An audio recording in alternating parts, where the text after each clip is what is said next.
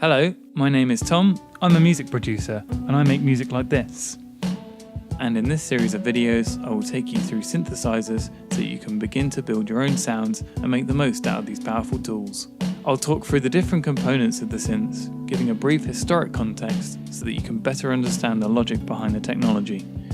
I'll be using Massive as my example synthesizer, but synths have enough in common to make this video a good starting point.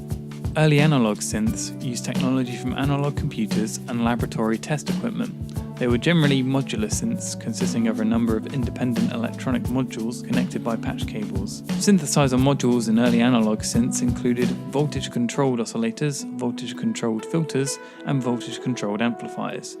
Anytime a control was changed, an electric voltage would be changed. In this video, I'll be focusing on the oscillators.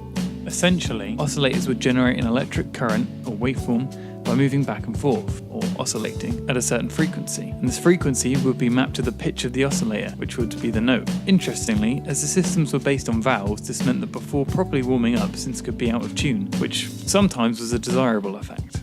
The electric current generated by oscillators would make waveforms, and these can greatly vary and is one of the fundamental ingredients in building sound. It's typically the first thing we tackle when building a sound. Moving to controls, the common controls oscillators will have are the ability to select the waveform, the ability to tune the waveform, and the volume of the oscillator.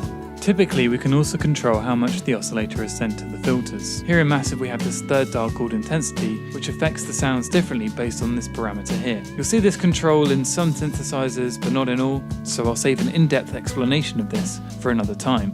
But these can also affect the sound in a variety of ways. Aside from these oscillators, we also have low frequency oscillators. Low frequency oscillators oscillate at such a low frequency that they are not heard in the human hearing range of 20 to 20,000 Hz.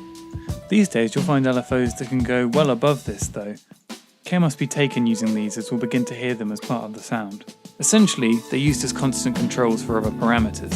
For example, if you wish to have the pitch of an oscillator change constantly, you could assign an LFO to its pitch value and have it constantly alter the pitch.